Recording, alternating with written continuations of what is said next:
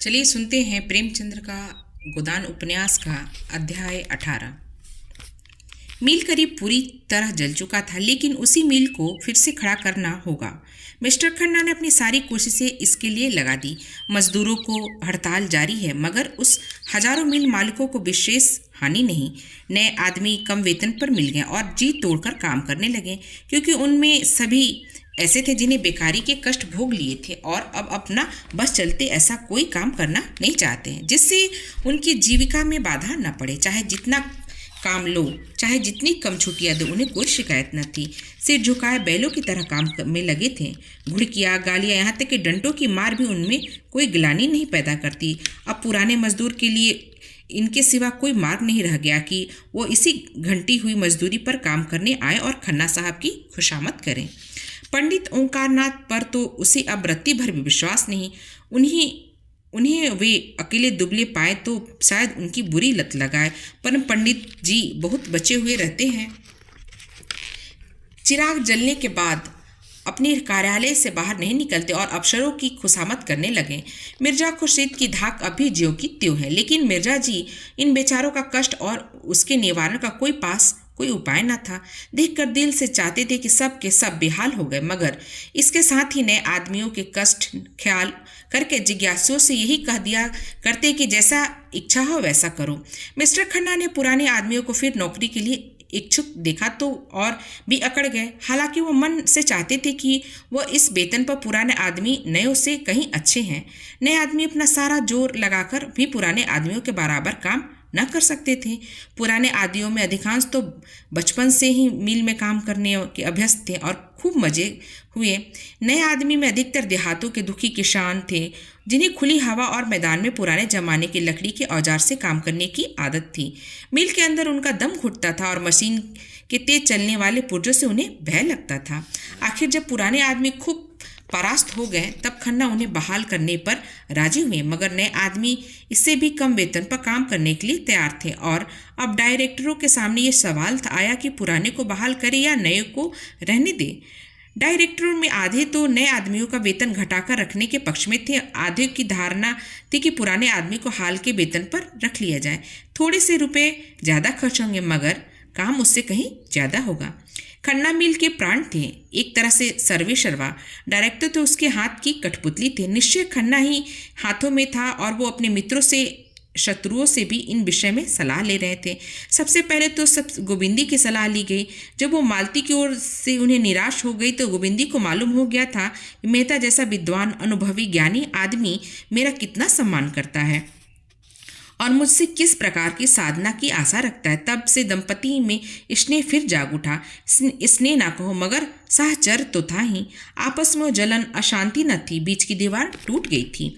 मालती के रंग ढंग की तो काया पलट होती जाती। मेहता का जीवन अब स्वाध्याय और चिंतन में गुजरा। सब कुछ कर चुकने के बाद और आत्मसाद खूब छानबीन करने पर भी उसे तत्व पर न पहुंच पाए। प्रवृत्ति और निवृत्ति दोनों के बीच में जो सेवा मार्ग है, उसे चाहे कर्म ही योग क्यों न कहो, कहीं जीवन को सार्थक कर सकता है, वही जीवन को ऊंचा पवित्र बना सकता है। किसी सर्वज्ञ ईश्वर में उसका विश्वास न था, यद्यपि वो अपनी नास्तिकता को प्रकट न करते थे, इसलिए कि इस विषय में निश्चित रूप से कोई मत स्थिर करना वो अपने लिए असंभव चाहते थे। पर यह धारणा उनके मन में दृढ़ हो गई कि प्राणियों के जन्म, मरण, दुख, सुख, पाप, पुण्य कोई ईश्वर विधान नहीं। उनका ख्याल था कि मनुष्य ने अपने अहंकार में अपने को इतना बड़ा बना लिया है कि उसके हर एक काम की प्रेरणा ईश्वर को ही ओर होती है। इसी तरह टिटिया भी ईश्वर को उत्तरदायी ठहराती होंगी, जो अपने मार्ग में समुद्र आ जाने पर अरबों की संख्या में नष्ट हो जाती हैं। मगर ईश्वर के ये विधान इतने अज्ञेय हैं कि मनुष्य की समझ में नहीं आते।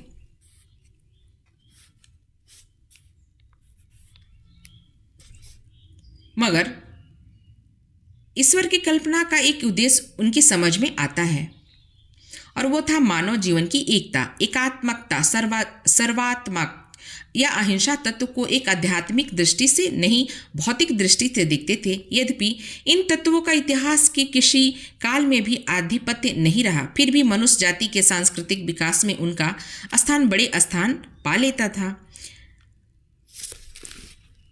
यश, लाभ, कर्तव्य पालन के भाव से उनके मन में आते ही थे। इनकी तुच्छता ही उनके बचाने के लिए काफ़ी थी। सेवा ही अब उनका स्वार्थ होता चला और इसी उदार वृत्ति का असर अज्ञात रूप से मालती पर भी पड़ता था। अब तक जितने मर्द उसे मिले सभी ने विलास वृत्ति को ही उकसाया। उसकी त्याग वृत्ति दिन दिन क्षीण होती गई, पर मेहता के संपर्क में आकर उसकी त्याग भावना सजग हो उठी। सभी मनस्वी प्राणियों में यह भावना छिपी रहती है और प्रकाश का पाकर चमक उठी। आदमी अगर धन या नाम के पीछे पड़ा है तो समझ लो कि अभी तक वो किसी परिष्कृत आत्मा के संपर्क में नहीं आया। मालती अब अक्सर गरीबों के घर बिना फीस लिए ही मरीजों को देखने चली जाती। मरीजों के पास उसका व्यवहार भी मृदुता आ गई। हाँ, अभी वह शौक श्रृंगार से अपना मन न हटा सकी। रंग और पाउडर का त्याग उसे अपने आंतरिक परिवर्तन से कहीं ज़्यादा कठिन जान पड़ता। इधर कभी कभी दोनों देहातियों की ओर चले पड़ते और किसानों के साथ 2-4 घंटे रहकर कभी कभी उनके झोपड़ों में रात काटकर और उन्हीं के साथ भोजन करके अपने धन्य समझते। एक दिन एक सेमरी तक पहुंचे और घूमते घूमते बेलारी जा निकले। होरी द्वार पर बैठा चिलम पी रहा था। मालती और मेहता आकर खड़े हो गए। मेहता ने होरी को देखते ही पहचान लिया और बोला, यही तुम्हारा गांव है? याद है हम लोग राय साहब के यहाँ आए और तुम धनुष यज्ञ की लीला में माली बने थे? होरी की स्मृति जाग उठी, पहचाना और पटेश्वरी के घर की ओर कुर्सियां लाने चला। मेहता ने कहा, कुर्सियां का कोई काम नहीं, हम लोग इसी खाट पर बैठ जाते हैं। यहाँ कुर्सी पर बैठने नहीं, तुमसे कुछ सीखने आए हैं। दोनों खाट पर बैठे। होरी हद बुद्धि सा खड़ा रहा। इन लोगों की क्या खातिर करें? बड़े बड़े आदमी, उनकी खातिर करने लायक उनके पास क्या है? आखिर उसने पूछा, पानी लाऊं? मेहता ने कहा, हाँ प्यास तो लगी है, कुछ मीठा भी लेता आऊं। लाओ, मगर घर में हो। होरी घर में मीठा और पानी लेने गया। तब तक गांव के बालकों ने आकर इन दोनों आदमियों को घेर लिया और लगे निरखने मानो चिड़ियाघर के अनोखे जंतु आ गए हों। सिल्लो बच्चों को लिए किसी काम से चली जा रही थी। इन दोनों आदमियों को देखकर कोताहुलवश ठिठक गई। मालती ने आकर उनके बच्चों को गोद में लिया और प्यार करती हुई बोली, कितने दिनों का है? सिल्लो को ठीक न मालूम था। एक दूसरी औरतें बल्लाया, कोई साल भर का होगा। क्यों री? सिल्लो ने समर्थन किया। मालती ने विनोद किया, प्यारा बच्चा है, इसे हमें दे दो। सिल्लो ने गर्व से फूलकर कहा, आप ही का तो है, तो मैं इसे ले जाऊं? ले जाइए, आपके साथ रहकर आदमी हो जाएगा। गांव की और महिलाएं आ गई और मालती को होरी के घर में ले गईं। ये मर्दों के सामने मालती से वार्तालाप करके अवसर उन्हें न मिलता। मालती ने देखा खाट बिछी थी और उस पर एक दरी पड़ी हुई थी जो पटेश्वरी के घर से मांगकर लाई गई थी। मालती जाकर बैठी, संतान रक्षा, शिशु पालन की बातें करने लगी। औरत मन लगाकर सुनती रही। धनिया ने कहा, यहाँ सब सफाई और संयम कैसे होगा सरकार? भोजन तक का तो ठिकाना नहीं। मालती ने समझाया, सफाई में कुछ खर्च नहीं होता, केवल थोड़ी सी मेहनत और होशियारी से काम चल सकता है। दुलारी सहलवाई ने पूछा, ये सारी बातें तुम्हें कैसे मालूम सरकार? आपका तो अभी ब्याह नहीं हुआ। मालती ने मुस्कुराकर पूछा, तुम्हें कैसे मालूम हुआ कि मेरा ब्याह नहीं हुआ? सभी स्त्रियां मुंह फेर कर मुस्कुराई। पुनिया बोली, भला ये भी छिपा रहता है? मिस साहब, मुंह देखते ही पता चल जाता है। मालती ने झेपते हुए, क्या इसलिए ब्याह नहीं किया कि आप लोगों की सेवा कैसे करती? सबने एक स्वर में कहा, धन्य हो सरकार, धन्य हो। सिलिया मालती के पांव दबाने लगी। सरकार कितने दूर से आई है, थक गई होगी। मालती ने पांव खींचकर कहा, नहीं नहीं, मैं थकी नहीं, मैं तो हवा गाड़ी पर आई हूँ। मैं चाहती हूँ आप लोग अपने बच्चे लाएं। मैं तो उन्हें देखकर आप लोगों को बताऊंगी कि आप उन्हें कैसे तंदुरुस्त और निरोग रख सकते हैं।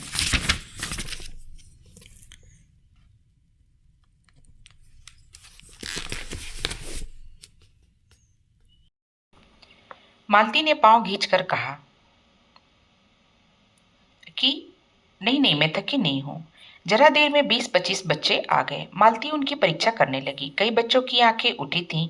उनकी आंखों में दवा डाली। अधिकतर बच्चे दुर्बल थे, जिसका कारण था माता पिता को भोजन अच्छा न मिलना। मालती को यह जानकर आश्चर्य हुआ कि बहुत कम घरों में दूध होता है। घी के तो सालों दर्शन नहीं होते। मालती ने यहाँ भी उन्हें भोजन करने का महत्व समझाया, जैसा वो अपनी गाँवों में क्या करती थी। उसका जी इसलिए जलता था कि ये लोग अच्छा भोजन क्यों नहीं करते। उसे ग्रामीण पर क्रोध आ रहा था। क्या तुम्हारा जन्म इसलिए हुआ है कि तुम मर के कमाओ और जो कुछ पैदा हो उसे खा ना सको? जहाँ 2-4 बैलों के लिए भोजन है, 1-2 गाय भैंस के लिए चारा नहीं है? क्या ये भोजन को जीवन की मुख्य वस्तु न समझकर उसे केवल प्राण रक्षा की वस्तु समझते हो?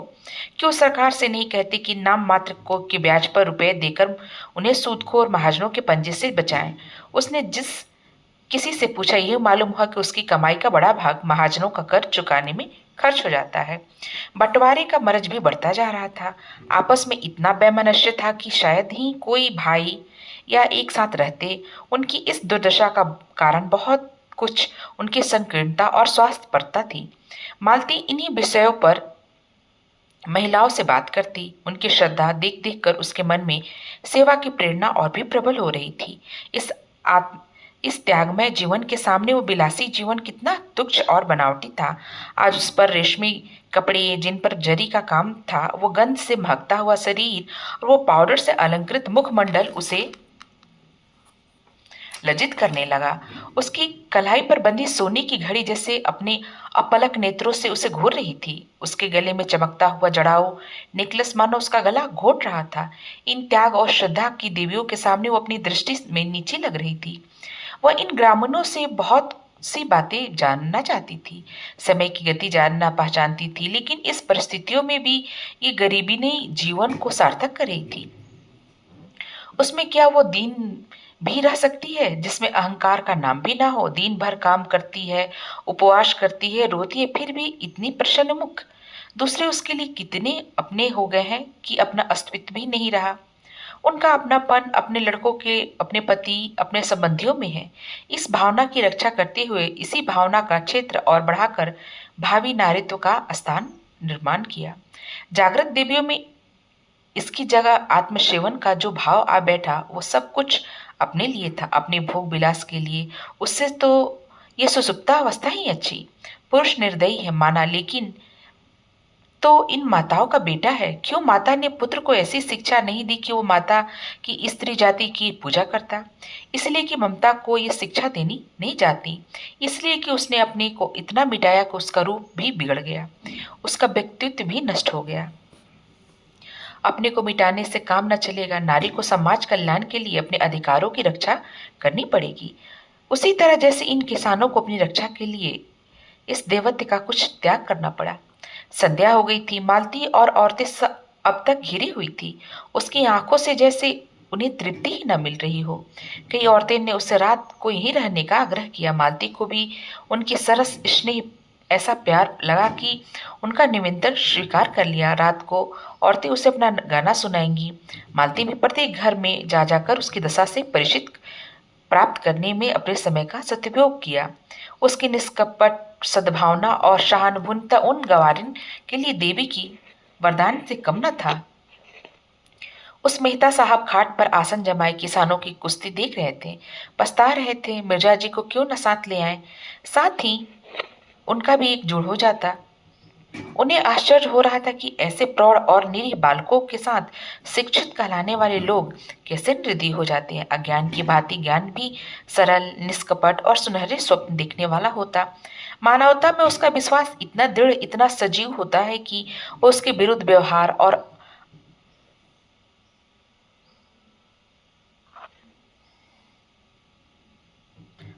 अमानुष समझने लगा। वह यह भूल जाता है कि भेड़ियों और भेड़ों की निहिरता का जवाब सदैव पंजे और दांतों से दिया जाता है। वह अपना एक संसार बनाकर उसको आदर्श मानवता से आबाद करता है और इसी मग्न में रहता है। कितनी अगम्य, दुर्बोध, कितनी अप्राकृतिक है उसकी ओर विचार करना। उसके लिए वो मुश्किल हो रही थी। मेहता जी इस समय इन गंवारों के बीच बैठे हुए इसी प्रश्न को हल कर रहे थे। इनकी दशा इतनी दयनीय क्यों? वो इस सत्य से आंखें मिलाने का साहस न कर सकते थे कि इनका देवत्व ही इनकी दुर्दशा का कारण है। काश ये आदमी ज्यादा और देवता कम होते तो ये ठुकराए न जाते। देश में कुछ भी हो, क्रांति ही क्यों ना हो, इनके कोई मतलब नहीं। कोई दल उनके सामने शबल के रूप में आए, उसके सामने सिर झुकाए और तैयार हो जाए। उनकी निरहितता जड़ता की हद तक पहुंच गई। जिस कठोर आघात की कर्मणत बना रहता, उसकी आत्मा जैसे चारों ओर निराश होकर अब अपने अंदर की टांगे तोड़कर बैठ गई। उसमें अपने जीवन की चेतना जैसे लुप्त हो गई। संध्या हो गई थी। जो लोग अब तक खेतों में काम कर रहे थे वे दौड़ चले आ रहे थे। उसी समय मेहता ने मालती को गांव की एक औरत के साथ इस समय तल्लीन होकर एक बच्चे को गोद में लिए देखा, मानो वो भी उन्हीं में से एक है। मेहता का हृदय आनंद से गदगद हो उठा। मालती ने एक प्रकार से अपनी को मेहता का पर अर्पण कर दिया। इस विषय में मेहता को अब कोई संदेह न था, मगर अभी तक उन्हें हृदय में मालती के प्रति वह उत्कट भावना जागृत न हुई थी, जिसके बिना विवाह का प्रस्ताव करना उनके लिए हास्यजनक था। मालती बिना बुलाए मेहमानों की भांति उनके द्वार पर आ खड़ी हो गई और मेहता ने उनका स्वागत किया। इसमें प्रेम का भाव न था, केवल पुरुषत्व का भाव था। अगर मालती उन्हें इस योग समझती कि उन पर कृपा दृष्टि फेरे, तो मेहता उसकी इस कृपा को अस्वीकार न कर सकते थे। इसके साथ ही वो मालती को गोविंदी के रास्ते से हटा देना चाहते थे, और वो जानते थे कि मालती जब तक आगे पाँव न जमा लेती, वो पिछला पाँव न उठाएगी। वो जानते थे कि मालती के साथ छल करके वो अपनी नीचता का परिचय दे रहे हैं। इसके लिए उनकी आत्मा उन्हें बार बार धिक्कारती रही, मगर ज्यों ज्यों वो मालती को निकट से देखते उनके मन में आकर्षण बढ़ता जाता था। रूप का आकर्षण तो उन सब पर कोई असर न कर सकता था, पर वो गुण का आकर्षण था। वो जानते थे कि जिसे सच्चा प्रेम कह सकते हैं, केवल एक बंधन में बंध जाने के बाद ही पैदा हो सकता है। इससे पहले जो प्रेम होता है वो तो रूप को आसक्ति मात्र है, जिसका कोई टिकाव नहीं। मगर इसके पहले ये निश्चय तो कर लेना ही था कि पत्थर साहचर्य के खराद पर चढ़ेगा, उसमें खरादे जाने की क्षमता है या भी नहीं। सभी पत्थर तो खराद पर चढ़कर तुरंत मुंतिया नहीं बन जाते। इतने दिनों में मालती ने अपने हृदय के भिन्न भिन्न भागों में अपनी रश्मियां डाली थी, पर अभी तक वे केंद्रित होकर उस ज्वाला के रूप में न फूट पड़ी थी, जिसमें उनका सारा अंतस्थल प्रज्वलित हो जाता। आज मालती ने ग्रामीणों में मिलकर और सारे भेदभाव मिटाकर इन रश्मियों को मानो केंद्रित कर दिया। आज पहली बार मेहता को मालती से एकात्म का अनुभव हुआ। ज्यों ही मालती गांव का चक्कर लगाकर लौटी, उन्होंने उसे साथ लेकर नदी की ओर प्रस्थान किया। साथ ही एक काटने का निश्चय हो गया। मालती का कलेजा आज न जाने क्यों दग दग करने लगा। मेहता के मुख पर आज उसे एक विचित्र ज्योति और इच्छा झलकती हुई नजर आई।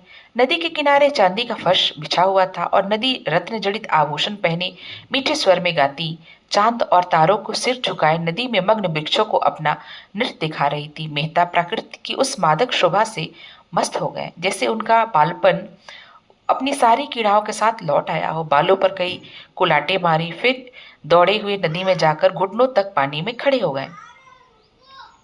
मालती ने कहा, पानी में खड़े हो, कहीं ठंड न लग जाए। मेहता ने पानी उछालकर कहा, मेरा तो जी चाहता है नदी के उस पार तैर कर चला जाऊं। नहीं नहीं, पानी से निकल आओ, मैं न जाने दूंगी। तुम मेरे साथ न चलोगी उस सुनी बस्ती में जहाँ सपनों का राज्य है? मुझे तो तैरना नहीं आता। अच्छा आओ, एक नाव बनाए और उस पर बैठकर चलें। वो बाहर निकल आए। आसपास बड़ी दूर तक झाओं का जंगल खड़ा था। मेहता ने जेब से चाकू निकाला और बहुत सी टहनियां काटकर जमा की। कगार पर सरपट के जूते खड़े थे, उन पर चढ़कर सरपट का एक गड्ढा काट लाए और वहीं बालू के फर्श पर बैठकर सरपट की रस्सी बटने लगे। ऐसे प्रश्न थे मानो स्वर्गारोहण की तैयारी कर रहे हो। कई बार उंगलियां चिर गई, खून निकला। मालती बिगड़ रही थी, बार बार गांव लौट चलने के लिए आग्रह कर रही थी, पर उन्हें कोई परवाह नहीं थी। वही बालकों सा उल्लास, अल्हड़पन, वही हट, दर्शन और विज्ञान सभी इसी प्रवाह में बह रहे थे। रस्सी तैयार हो गई। झाओं का एक बड़ा सा तख्त बन गया। टहनियां दोनों सिरों पर रस्सी से जोड़ दी गई। उसके छिद्रों में झाओं की टहनियां भर दी गई, जिससे पानी ऊपर न आ सके। नौका तैयार हो गई। रात और भी स्वप्निल हो गई। मेहता ने नौका को पानी में डालकर मालती का हाथ पकड़कर कहा, आओ बैठो। मालती ने संसक्त होकर कहा, 2 आदमियों का बोझ संभाल लेगी? मेहता ने दार्शनिक मुस्कान से कहा, जिस तरी पर बैठ हम लोग जीवन यात्रा कर रहे हैं, वह तो इससे भी कहीं निसार और है। मालती, क्या डर रही हो?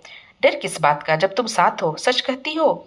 अब तक मैंने बगैर किसी की सहायता से बाधाओं को जीता, अब तो तुम्हारे संग हूं। दोनों उस झाओं के तख्ते पर बैठ गए और मेहता ने झाओं के एक झंडे से ही उसे खेना शुरू किया। तख्ता डगमगाता हुआ पानी में चला। मालती के मन को इस तख्ते से हटाने के लिए पूछा, तुम तो हमेशा शहर में रही, गांव के जीवन का तुम्हें कैसे अभ्यास हो गया? मैं तो ऐसा तख्ता कभी न बना सकती। मेहता ने उसे अनुरक्त नेत्रों से देखकर कहा, शायद ये मेरे पिछले जन्म का संस्कार है। प्रकृति के स्पर्श होते ही जैसे मुझ में एक नया सा जीवन आ जाता है। नस नस में स्फूर्ति दौड़ने लगती है। एक एक पक्षी, पशु जैसे मुझे आनंद का निमंत्रण देता हुआ जान पड़ता है, मानो भूले हुए सुखों की याद दिला दे रहा है। ये आनंद मुझे और कहीं मिलता नहीं, संगीत के रुलाने वाले स्वरों में भी नहीं, दर्शन की ऊंची उड़ानों में भी नहीं। जैसे ये सब अपने सगे हैं। प्रकृति के बीच आकर आकर मैंने जैसे अपने आप को पा लिया, जैसे पक्षी अपने घोंसले में आ जाए। तख्ता डगमगाता कहीं तिरछा, कभी सीधा, कभी चक्कर खाता हुआ चला जा रहा था। सहसा मालती ने कातर कंठ से पूछा, और मैं तुम्हारे। मेहता ने उसका हाथ पकड़कर कहा, आती हो, बार बार आती हो, सुगंध की एक झोंके की तरह, कल्पना की एक साया की तरह, फिर अदृश्य हो जाती हो। दौड़ता हूँ कि मैं तुम्हें करपाश में बांध लूं, पर हाथ खुले रह जाते हैं और तुम गायब हो जाती हो। मालती ने उन्माद की दशा में कहा, लेकिन तुमने इसका कारण भी सोचा, समझना चाहा? हाँ मालती, बहुत सोचा, बार बार सोचा। तो क्या मालूम हुआ? यही है कि जिस आधार पर जीवन का भवन खड़ा करना चाहता हूँ वह अस्थिर है। यहाँ कोई विशाल भवन नहीं, केवल एक छोटी सी शांत कुटिया है, लेकिन उसके लिए भी तो कोई स्थिर आधार चाहिए। मालती ने अपना हाथ छुड़ाकर जैसे मान करते हुए कहा, ये झूठा आक्षेप है। तुमने सदैव मुझे परीक्षा की आंखों से देखा, कभी प्रेम की आंखों से नहीं।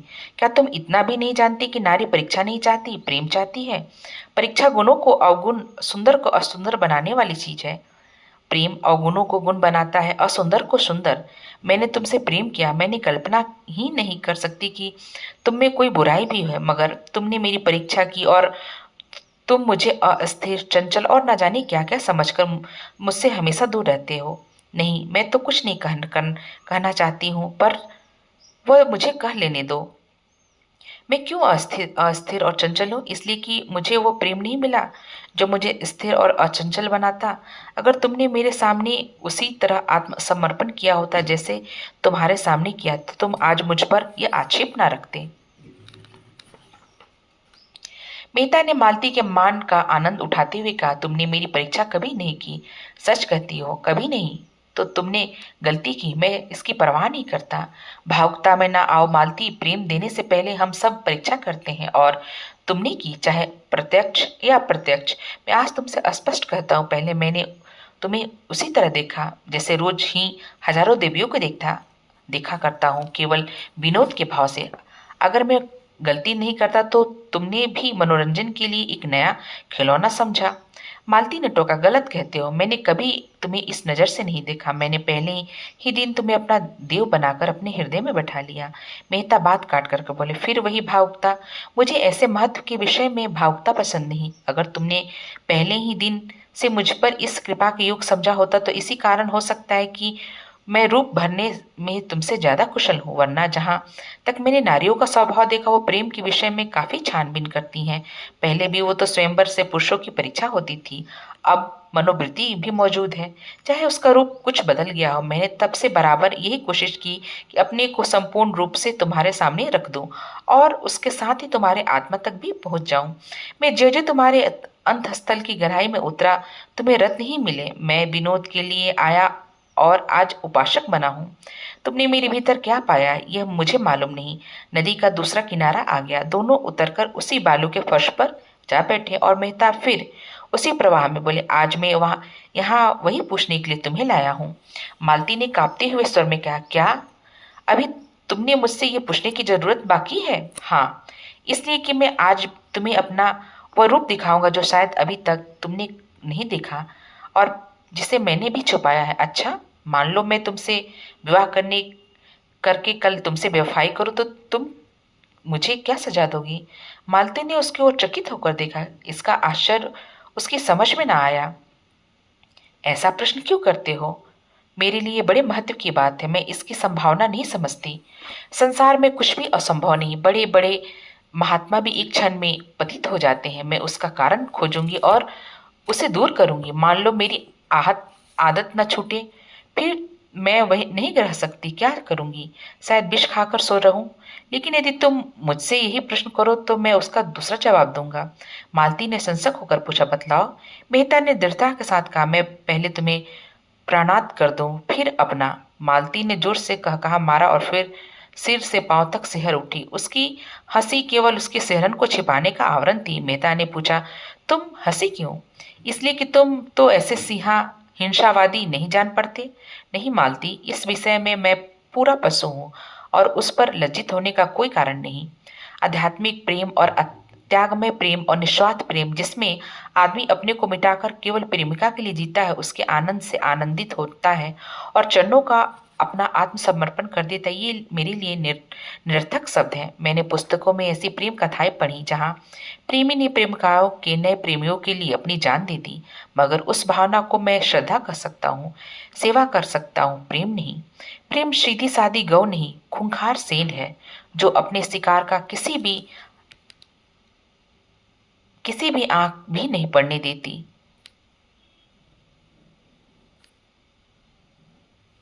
मालती ने उनकी आंखों में आंखें डालकर कहा, अगर प्रेम खूंखार शेर है तो मैं उससे दूर ही रहूंगी। मैंने तो उस गाय ही समझ रखा था। मैं प्रेम को संदेह से ऊपर समझती हूँ। वो देह की वस्तु नहीं, आत्मा की वस्तु है।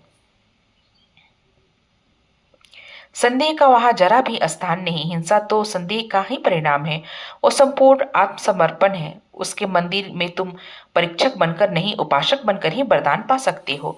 वो उठकर खड़ी हो गई और तेजी से नदी की तरफ चली, मानो उसे अपना खोया हुआ मार्ग पा लिया हो। ऐसी स्फूर्ति का उसे कभी अनुभव न हुआ। उसने स्वतंत्र जीवन में ही अपने में एक दुर्बलता पाई थी जो उसे सदैव आंदोलित करती रहती, सदैव अस्थिर रखती। उसका मन जैसे कोई आश्रय खोजा करता था जिसके बल पर टिक सके, संसार का सामना कर सके।